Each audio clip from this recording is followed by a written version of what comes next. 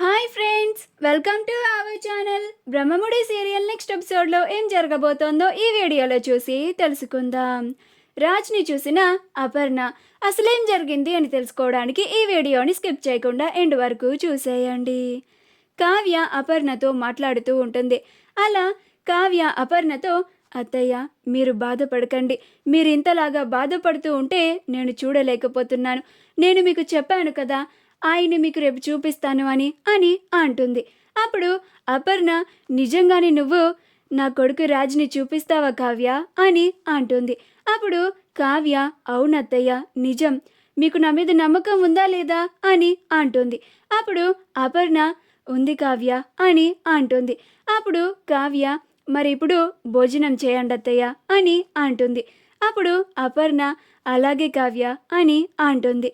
అప్పుడు కావ్య, మా మంచి అత్తయ్య ఒక్క 2 మినిట్స్ ఆగండి, ఇప్పుడే వెళ్ళి మీకోసం భోజనం తీసుకొస్తాను అని చక్కచక్క వంటగదిలోకి వెళ్ళి అపర్ణ కోసం భోజనం తీసుకొని వస్తూ ఉంటుంది.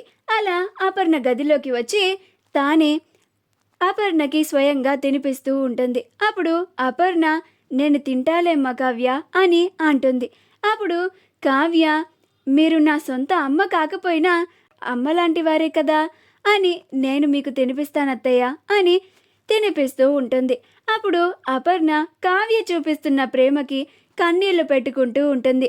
అప్పుడు కావ్య ఆ కన్నీళ్లను చూసి, అత్తయ్య ఏంటి కన్నీళ్ళు చిన్నపిల్లలాగా అని అంటుంది. అప్పుడు అపర్ణ, నువ్వు నాకు ఇలా గోరుముద్దలు పెడుతూ ఉంటే చిన్నప్పుడు మా అమ్మ నాకు పెడుతున్న గోరుముద్దలు గుర్తొచ్చాయమ్మ కావ్య. ఇంత మంచి కోడల్ని నాకు ఆ భగవంతుడు ఇచ్చినందుకు చాలా సంతోషపడుతున్నాను అని అంటుంది. ఇవి కన్నీళ్లు కాదమ్మా కావ్య, ఆనంద బాష్పాలు అని అంటుంది. అప్పుడు కావ్య, తినండి అత్తయ్య అని తినిపిస్తూ ఉంటుంది. వీళ్ళిద్దరిని ఇందిరాదేవి చూసి తను కూడా చాలా సంతోషపడుతూ ఉంటుంది. అలా ఇందిరాదేవి వచ్చి, అపర్ణ, కావ్య మీరిద్దరూ ఇలాగ ఉంటే నాకు ఇప్పుడు చాలా సంతోషంగా ఉంది. అమ్మ కావ్య, మీ అత్తయ్యని ఎలా అయితే ఒప్పించి భోజనం తినిపిస్తున్నావు. అపర్ణ, ఇక నుంచి నువ్వు మొండికేసి భోజనం మానేస్తే అస్సలు ఊరుకునేది లేదు. ఇంతవరకు నేనొక్కదాన్ని నిన్ను మందలించేదాన్ని, ఇప్పుడు నాకు జోడీగా కావ్య కూడా ఉంది. ఇద్దరం కలిసి నువ్వు గనక భోజనం మానేస్తే నీ అంతు తేలుస్తాము, ఏం కావ్య అని అంటుంది. అప్పుడు కావ్య, అంతే అమ్మమ్మ గారు, మీరెలా అంటే అలా అని అంటుంది. అప్పుడు అపర్ణ నవ్వుతూ ఉంటుంది. అలా ఇందిరాదేవి కావ్యలు కూడా నవ్వుతూ ఉంటారు. ఆ తర్వాత ఇందిరాదేవి వెళ్ళిపోతుంది. కావ్య అపర్ణకి భోజనం తినిపించేసిన తర్వాత వెళ్ళిపోతూ ఉంటే అప్పుడు అపర్ణ, కావ్య ఆగు అని అంటుంది. అప్పుడు కావ్య, ఏంటత్తయ్య ఇంకేమన్నా కావాలా అని అంటుంది. అప్పుడు అపర్ణ, నువ్వు భోజనం చేసావా అని అంటుంది. అప్పుడు కావ్య, ఇంకా లేదత్తయ్య, ఇప్పుడు వెళ్ళి చేస్తాను అని అంటుంది. అప్పుడు అపర్ణ, పదమ్మ, నేనే నీకు స్వయంగా నా చేతులతో వడ్డిస్తాను అని అంటుంది. అప్పుడు కావ్య, అయ్యో పర్లేదత్తయ్య, నేను తింటాను అని అంటుంది.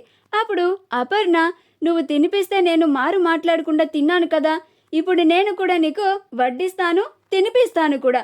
ఒక్క మాట నోట్లోంచి ఇంకెక్కువ వచ్చిందంటే పళ్ళు రాళ్ళ కొడతాను అని అంటుంది. అప్పుడు కావ్య, ఏంటత్తయ్య మీరు నా మీద ప్రేమ చూపిస్తున్నారా లేక నన్ను బెదిరిస్తున్నారా అని అంటుంది. అప్పుడు అపర్ణ, నువ్వేమనుకుంటే అది కావ్య, పద అని అపర్ణ కూడా కావ్యతో కలిసి వచ్చి డైనింగ్ టేబుల్ దగ్గరికి వచ్చి తానే ప్లేట్లో కావ్యకి అన్నం పెట్టి తినిపిస్తూ ఉంటుంది. అప్పుడు కావ్య చాలా సంతోషపడుతూ ఉంటుంది. అప్పుడు అపర్ణ, తినమ్మా కావ్య, ఇందాక నువ్వు నాకు అమ్మవై గోరుముద్దలు తినిపించావు కదా, ఇప్పుడు నేను నీకు అమ్మనే గోరుముద్దలు తినిపిస్తాను. నువ్వు కూడా నాకు కన్న కూతురు కాకపోయినా కూతురు లాంటి దానివేగా అని అంటుంది. అప్పుడు కావ్య కూడా చాలా సంతోషపడిపోతూ ఉంటుంది. ఆ తర్వాత అపర్ణ వాళ్ళ గదిలోకి వెళ్ళి నిద్రపోతుంది. కావ్య రాజ్కి మెసేజ్ చేస్తుంది. అప్పుడు రాజ్, హాయ్ కళావతి గారు అని అంటాడు. అప్పుడు కావ్య, ఏవండి రేపు మనం కలుద్దామా అని అంటుంది. అప్పుడు రాజ్, అబ్బా కళావతి గారు కలుద్దామంటున్నారు. ఈరోజు ఎలాగో ఆవిడ గారితో మాట్లాడి అసలు నిజం తెలుసుకోలేకపోయాను. రేపు కలిసి ఎట్లా అయినా కానీ ఆవిడికి నాకు ఇంతకు ముందు పరిచయం ఉందో లేదో ఖచ్చితంగా రేపు తెలుసుకొని తీరాల్సిందే అని అనుకొని, ఆ కలుద్దామండి, ఎక్కడ కలుద్దాం అని అంటాడు. అప్పుడు కావ్య రేపు గుళ్ళో కలుద్దామండి అని అంటుంది. అప్పుడు రాజ్ అలాగేనండి అని అంటాడు. అప్పుడు కావ్య సరే అండి, నేను వర్క్ అంతా చేసి చాలా టైర్డ్ అయిపోయాను, గుడ్ నైట్ అండి అని అంటుంది. అప్పుడు రాజ్ గుడ్ నైట్ కళావతి గారు అని అంటాడు. ఆ తరువాత రాజ్ కావ్య గురించే ఆలోచిస్తూ మురిసిపోతూ ఉంటాడు. తనలో తానే కావ్య గురించి ఆలోచించుకుంటూ తనతో గడిపిన క్షణాలని గుర్తు చేసుకుంటూ తనలోని తాను ముసిముసి నవ్వులు నవ్వుకుంటూ ఉంటాడు. కావ్య నిద్రపోతుంది. మరుసటి రోజు ఉదయాన్నే లేచి కిందకి వచ్చేలోపు అపర్ణ రెడీ అయ్యి కావ్య రెడీ అయిపోయావా అని అంటుంది. అప్పుడు కావ్య ఇంకా అవ్వలేదత్తయ్యా, ఏంటి మీరు ఇంత ఉదయాన్నే లేచారు అని అంటుంది. అప్పుడు అపర్ణ ఈరోజు నా కొడుకు రాజుని నాకు చూపిస్తానన్నావు కదమ్మా, వెళ్దామా అని అంటుంది.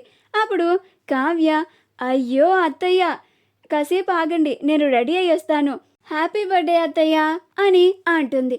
అప్పుడు అపర్ణ థ్యాంక్స్ అమ్మ కావ్య, సరే త్వరగా రెడీ అయ్యిరా నువ్వు, మనం త్వరగా వెళ్దాం అని అంటుంది. ఎప్పుడెప్పుడు నా కొడుకుని నా కళ్ళతో చూస్తానా అని నా కళ్ళు చాలా ఎదురు చూస్తున్నాయమ్మా, నేను చాలా ఎదురు చూస్తున్నానమ్మా అని అంటుంది. అప్పుడు కావ్య అలాగే అత్తయ్య గారు, ఇలా వెళ్ళి అలా వచ్చేస్తాను అని అంటుంది. అప్పుడు అపర్ణ హాల్లో ఉండి వెయిట్ చేస్తూ ఉంటుంది. అలా కుటుంబ సభ్యులందరూ వచ్చి అపర్ణకి జన్మదిన శుభాకాంక్షలని చెప్తూ ఉంటారు. అప్పుడు అపర్ణ థ్యాంక్స్ చెప్తూ ఉంటుంది. అలా కావ్య రెడీ అయి రాగానే అప్పుడు అపర్ణ కావ్య వెళ్దామా అని అంటుంది. అప్పుడు కావ్య వెళ్దాం అత్తయ్య, పదండి అని అంటుంది. అలా అపర్ణ అత్తయ్య గారు, నేను కావ్య అలా బయటికి వెళ్ళొస్తాం అని అంటుంది. అప్పుడు ఇందిరాదేవి అలాగేనమ్మా అని అంటుంది. అలా కావ్య అపర్ణని తీసుకొని గుడికి వెళ్తుంది. రాజ్ కూడా కావ్య చెప్పింది అని ఉదయాన్నే లేచి రెడీ అయ్యి గుడికి వచ్చేస్తాడు. అలా కావ్య దూరం నుంచి రాజ్ని చూసి అత్తయ్య అదిగోండి మీ అబ్బాయి అక్కడ ఉన్నాడు అని చూపిస్తుంది. అప్పుడు అపర్ణ రాజ్ని చూసి కన్నీళ్లు పెట్టుకుంటూ చాలా సంతోషపడుతూ నాన్న రాజ్ అని అనుకుంటూ నేను వెళ్ళి వెంటనే వాడితో మాట్లాడుతాను కావ్య అని అంటుంది. అప్పుడు కావ్య అత్తయ్య మీకు చెప్పాను కదా, ఆయనకి గతం గుర్తులేదు, మీరు ఆగండి అని అంటూ ఉంటుంది. మా వీడియో కనుక మీకు నచ్చినట్లయితే లైక్ చేయండి, షేర్ చేయండి, మా ఛానల్ని సబ్స్క్రైబ్ చేసుకోండి.